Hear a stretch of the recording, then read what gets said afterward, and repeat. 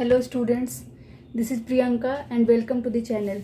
In the previous lecture we have discussed about the difference between metals and non-metals, and in this lecture I am going to discuss about the compounds.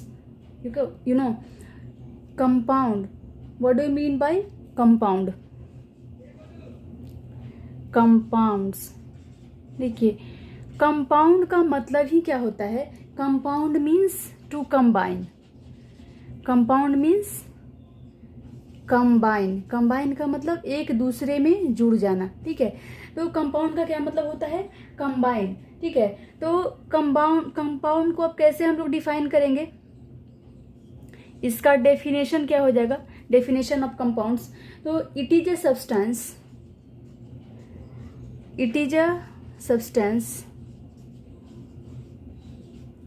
It is a substance formed by the combination of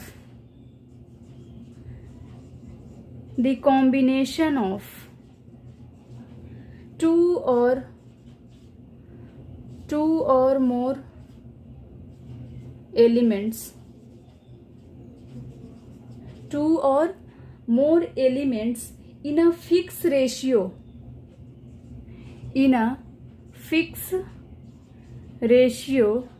By mass.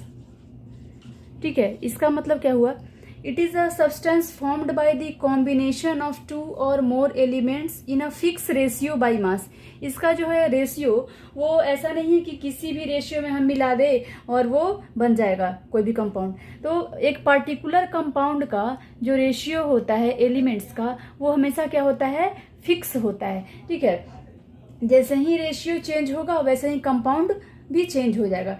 तो जो भी compound बनता है उसका, उस particular compound का जो elements होता है, जो भी एलिमेंट उसमें कंबाइन होता है, वो हमेशा फिक्स ही रहता है. चाहे वो मतलब चाहे उस कंपाउंड को हम जहाँ से भी ले. ठीक है, वो कंपाउंड हमेशा उसी फिक्स रेशियो में, जहाँ ऑल ओवर द वर्ल्ड उसी रेशियो में वो पाया जाएगा. जैसे हम बात करते हैं, एग्जाम्पल्स लेते हैं. यहाँ पे एग्जाम्पल्स में CO2. तो ये CO2 का रेशियो क्या हो जाएगा? ये क्या है? इसमें एक एटम है कार्बन का, एक एटम है, और दो एटम किसका है? ऑक्सीजन का. तो इसका एटॉमिक रेशियो की बात करेंगे तो एटम का रेशियो तो 1:2 हो जाएगा. वही जब हम मास की बात करेंगे, एटॉमिक मास की बात करेंगे, तो कार्बन का एटॉमिक मास कितना होता है? 12. और वही ऑक्सीजन का एटॉमिक मास कितना होता है? 16 होता है, लेकिन 2 है, इसके वजह से 32 हो जाएगा. अब इसका रेशियो क्या आ जाएगा? 3, 4 3 और फिर ये हो जाएगा 8, यानी कि 3:8. वही H2O की हम बात करेंगे तो इसमें अगर हम एटॉमिक रेशियो की बात करेंगे तो क्या आ जाएगा? 2 है इसमें हाइड्रोजन और एक ऑक्सीजन है. लेकिन एटॉमिक मास की बात करेंगे तो क्या आ जाएगा? ये 2 है और ये 16, यानी कि 1:8. तो यही रेशियो जो है, अगर वाटर, कहीं से भी वाटर लेंगे, किसी भी सोर्स से प्राप्त करेंगे, तो इसका रेशियो यही फिक्स रहेगा. जैसे इसकी बात करते हैं, ये क्या था? कार्बन और ऑक्सीजन का रेशियो इसमें क्या है? अगर एटॉमिक की बात करेंगे, एटॉमिक रेशियो की, तो 1:2. अगर वही हम चेंज कर देंगे रेशियो, CO3 यानी कि कार्बोनेट ले लेंगे. अब तो ये भी क्या है? कार्बन और ऑक्सीजन का ही रेशियो है, लेकिन इसमें एक एटम है कार्बन का और 3 एटम है ऑक्सीजन का. तो जैसे ही रेशियो चेंज हुआ वैसे ही कंपाउंड, ये क्या था? कार्बन डाइऑक्साइड, ये क्या हो गया? कार्बोनेट. जैसे ही चेंज करेंगे वैसे ही क्या हो जाएगा? कंपाउंड चेंज हो जाएगा. ठीक है, एक और कार्बन और ऑक्सीजन का ही क्या है? Carbon monoxide. यह है क्या? Carbon monoxide. कार्बन मोनोऑक्साइड, इसमें भी क्या है? कार्बन और ऑक्सीजन है, लेकिन इसमें एटम का रेशियो क्या है? एक एटम ऑक्सीजन का और एक एटम कार्बन का. तो 1:1. एटॉमिक मास की भी बात करेंगे तो क्या हो जाएगा? इसमें 3 है तो कितना हो जाएगा? 12:, कितना? ये 48. और ये क्या हो जाएगा? 12:16. ठीक है, तो और इसमें बात करेंगे तो ये क्या हो जाएगा? 12:48. ठीक है, तो इस तरह से हम ये देखते हैं कि इसमें जो है क्या, दो एलिमेंट्स हमेशा फिक्स रेशियो में बंधे हुए होते हैं. ठीक है, वही जब हम इसकी प्रॉपर्टी की बात करेंगे तो इसका प्रॉपर्टी देख लेते हैं क्या होता है. प्रॉपर्टीज का, प्रॉपर्टीज ऑफ अ कंपाउंड या फिर कैरेक्टरिस्टिक्स ऑफ कंपाउंड्स। लोग समझ गए होंगे कंपाउंड्स, कैरेक्टरिस्टिक्स या प्रॉपर्टीज, कैरेक्टरिस्टिक्स ऑफ कंपाउंड्स। क्या क्या होता है कैरेक्टरिस्टिक्स इसका? तो फर्स्ट कैरेक्टरिस्टिक्स की बात करेंगे इसमें, तो क्या होता है, इसका एटॉमिक रेशियो हमेशा फिक्स होता है। They have fix atomic ratio. Atomic ratio क्या होता है, हमेशा फिक्स होता है। They have fix atomic ratio.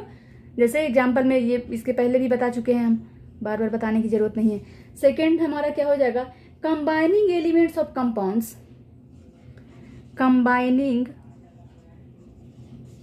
Elements of compound. combining elements of compound have different property to the molecule of the compound, to the molecule of the compound। इसका कहने का मतलब क्या हुआ कि जो भी कंपाउंड का फॉर्मेशन हो, जो भी कंपाउंड बनेगा, तो जैसे हम कार्बन और ऑक्सीजन लिए, ठीक है, तो इसका कार्बन और ऑक्सीजन से जो कंपाउंड बनेगा कार्बन डाइऑक्साइड, इसका प्रॉपर्टी क्या होगा, बिल्कुल अलग। कार्बन और ऑक्सीजन से, कार्बन और ऑक्सीजन का प्रॉपर्टी जो होगा कार्बन डाइऑक्साइड के प्रॉपर्टी से बिल्कुल डिफरेंट होगा। और वही बात करेंगे H2O में, H2 प्लस O2, तो H2O बनेगा यहाँ पे। तो इसका भी प्रॉपर्टी, हाइड्रोजन और ऑक्सीजन का जो प्रॉपर्टी होगा वो वाटर के प्रॉपर्टी से बिल्कुल क्या होगा, डिफरेंट होगा। तो यही ये बोल रहा है कि combining elements of compound have different property to the molecule of the compound. ये जो कंस्टिट्यूएंट पार्टिकल जिस चीज से ये बना है उसका प्रॉपर्टी और इसका प्रॉपर्टी बिल्कुल अलग होगा। ये नहीं कि इसका प्रॉपर्टी, जैसे जो मिक्सचर की बात करते हैं, ये बना दिए शरबत, इसमें नींबू डाल दिए, पानी डाल दिए, नमक डाल दिए और थोड़ा सा सॉल्ट भी उसमें डाल दिए, तो सबका जो जब हम वो सॉल्यूशन पियेंगे तो सबका टेस्ट हमको पता चलेगा। ऐसा नहीं होता है इसमें, इसका प्रॉपर्टी बिल्कुल अलग होता है।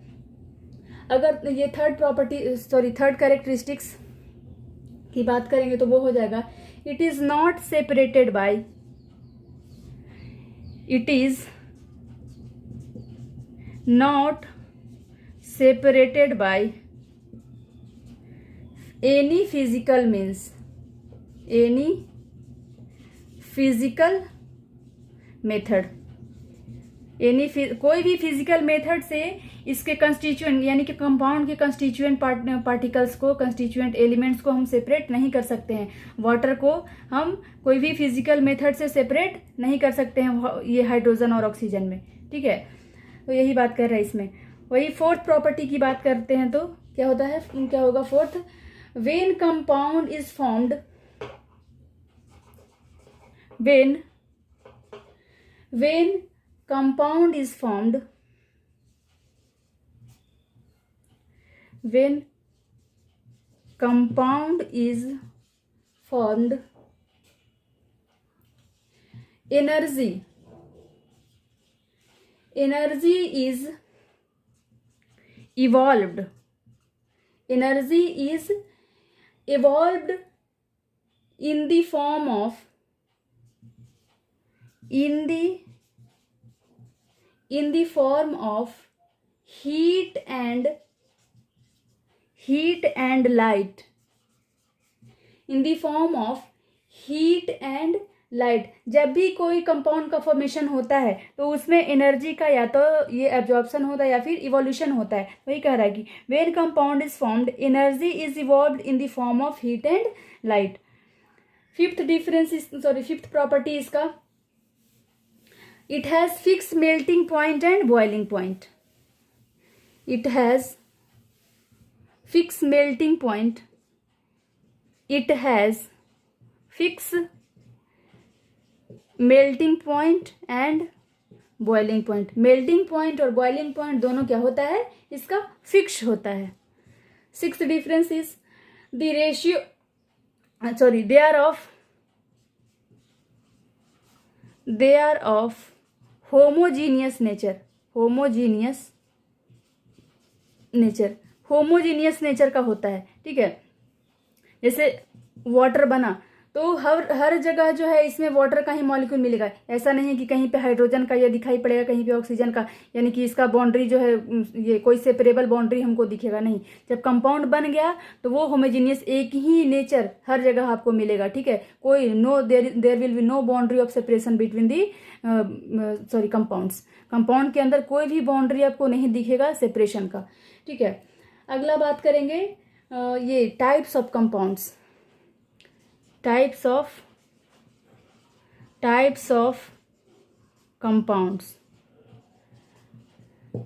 कंपाउंड्स किस बेस पे, अगर सोर्स के बेस पे करेंगे तो किस सोर्स से ये प्राप्त हुआ है, तो कितना प्रकार का होता है, टू टाइप्स का होता है। They are of two types on the basis of source। किसकी सोर्स से ये प्राप्त हुआ है, तो इसमें ये दो प्रकार का होता है। फर्स्ट इज ऑर्गेनिक कंपाउंड्स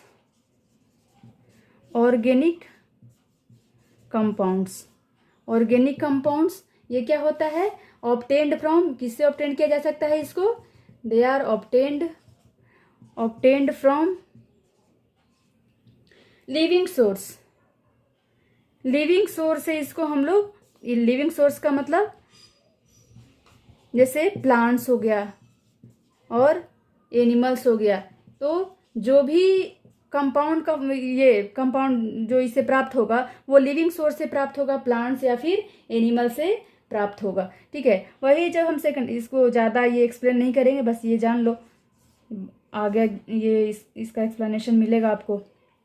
तो इस लेक्चर में ज़्यादा नहीं करते हैं, हायर क्लास में या फिर इसमें आप लोग हायर क्लास में पढ़ोगे इसके बारे में विस्तार से। इनऑर्गेनिक कंपाउंड्स,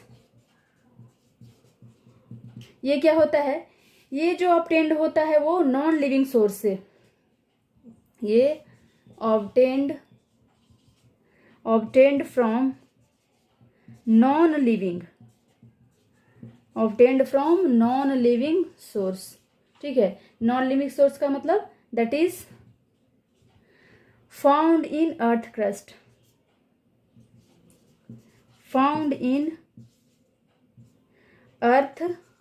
क्रस्ट, ये अर्थ क्रस्ट में मिलता है हमको, ठीक है। अगर हम ये इसका बेसिस ये कहा क्या लिए थे, सोर्स, अगर इसकी प्रॉपर्टीज के बेसिस पे करेंगे तो ये 3 प्रकार का होगा। Based on properties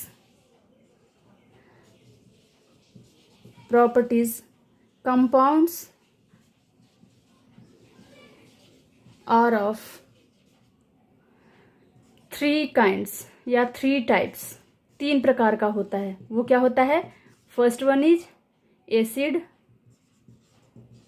second is base and third is salt. Acid, base and salt. Acid क्या होता है, बेस क्या होता है, सॉल्ट क्या होता है, ये आगे आप लोग पढ़ोगे, लेकिन थोड़ा सा जान लो।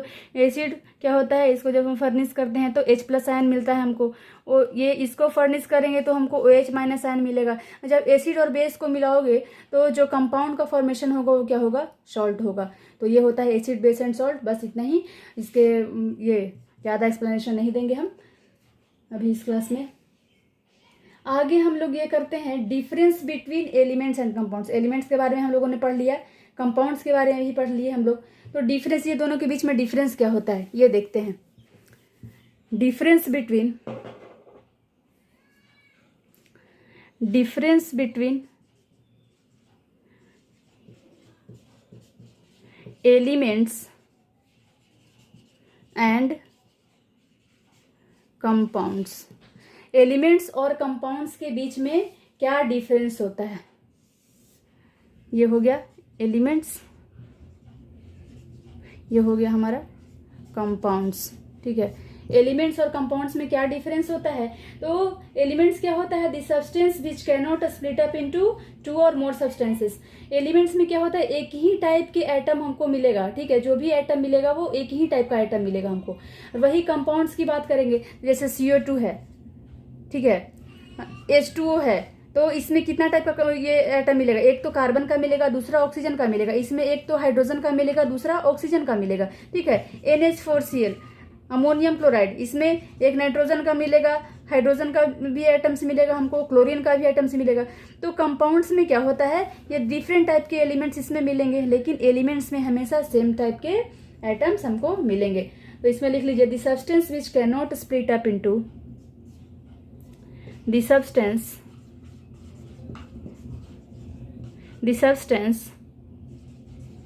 which can't split up into two or more substances। ये दो और दो से अधिक सब्सटेंस में स्प्लिट अप टूट नहीं सकते हैं। ठीक है, वही कंपाउंड्स की बात करेंगे तो द सब्सटेंस, या फिर सिंपली लिखो दे कैन बी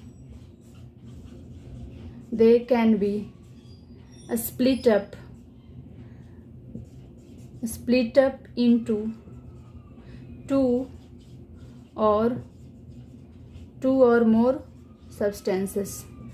दो या दो से अधिक सब्सटेंस में ये स्प्लिट अप कर सकते हैं। Second difference, formed from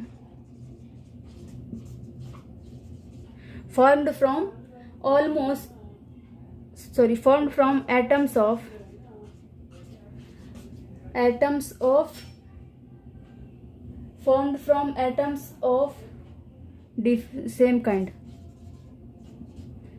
kind। ये इसमें जो होता है एलिमेंट्स में कैसा एटम्स का, किस टाइप के एटम से फॉर्म होते हैं? Formed from atoms of same kind के एटम इसमें प्रेजेंट होते हैं। यही इसकी बात करेंगे तो formed from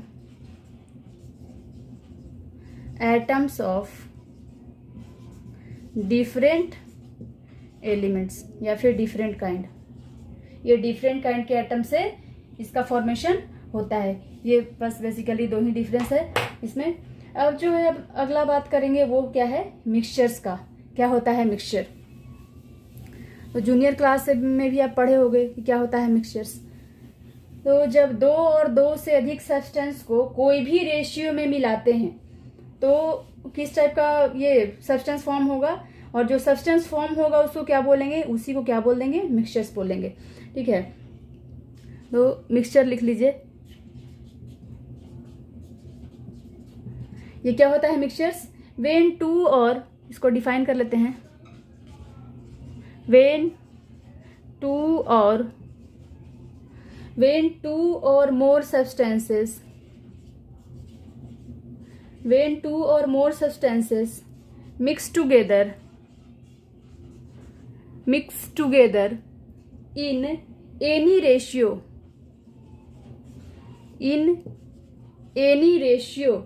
is called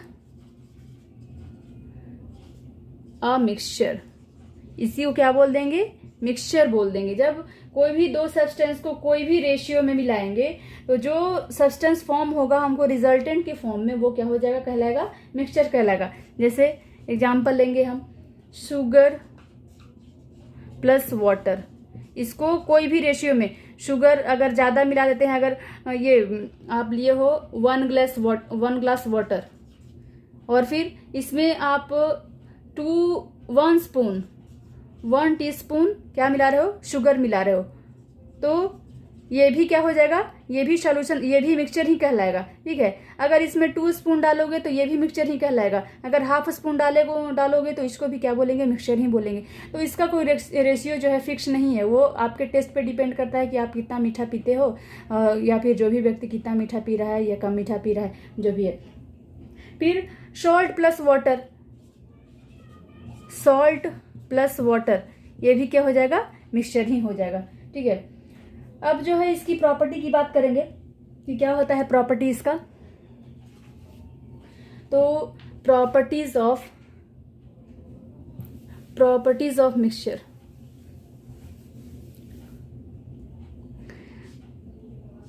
properties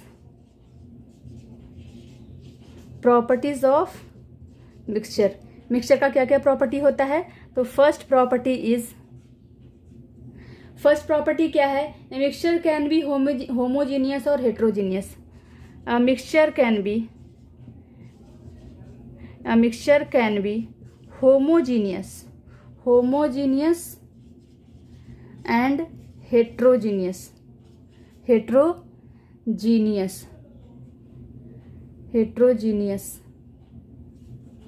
homogeneous और हेट्रोजीनियस, इसकी बात हम करेंगे बाद में, अब ये बता दे रहे हैं। Second property is the constituents of mixture can be separated by physical method. Its constituents can B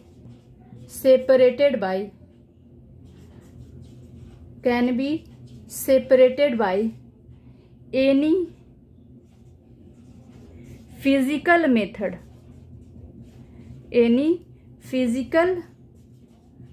कोई भी physical methods such as filtration,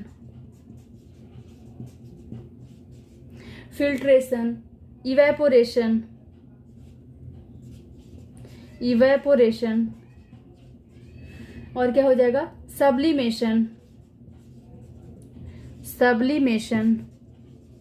और क्या हो जाएगा हमारा magnetic separation.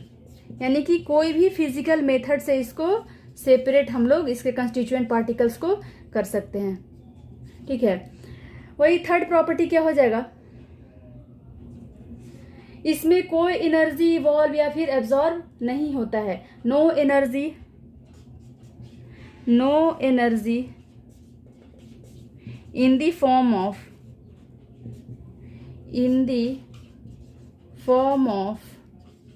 heat and light is evolved और एब्जॉर्ब्ड। कोई एनर्जी का ना तो एब्जॉर्प्शन होता है ना ही इवोल्यूशन होता है। ठीक है, वही फोर्थ डिफरेंस की बात करेंगे तो इसका जो कंपोजिशन होता है हमेशा क्या होता है, फिक्स नहीं होता है। The composition of mixture is not fix. The composition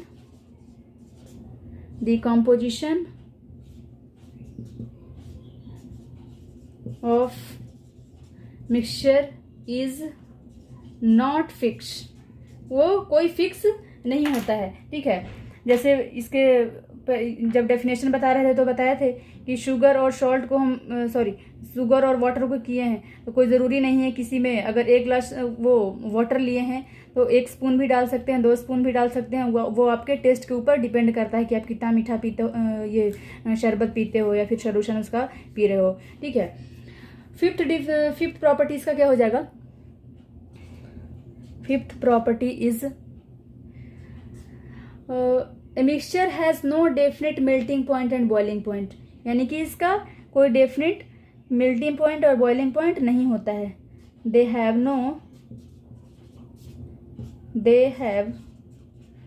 no fix melting point and boiling point. इसका मेल्टिंग पॉइंट और बॉइलिंग पॉइंट दोनों क्या होता है, फिक्स नहीं होता है। ठीक है, वही अगला क्या हो जाएगा, in the formation of mixture no chemical reaction occurs. कोई केमिकल रिएक्शन अकर नहीं होता है। In the formation of a mixture no chemical reaction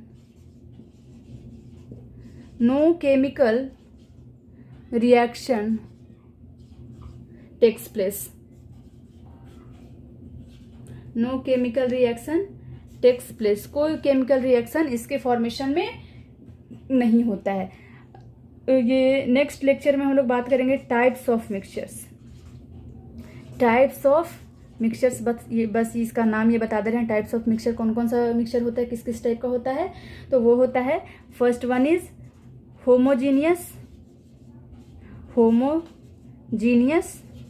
and second one is heterogeneous. Homogeneous में हम लोग सॉल्यूशन की बात करते हैं, इसमें हम लोग होमोजीनियस मिक्सचर में सॉल्यूशन के बारे में पढ़ेंगे, और हेट्रोजीनियस मिक्सचर में दो चीज के बारे में पढ़ेंगे। फर्स्ट वन इज कॉलवाइड्स के बारे में और सस्पेंशन के बारे में। तो ये अभी नहीं, नेक्स्ट लेक्चर में हम लोग करेंगे। Thank you.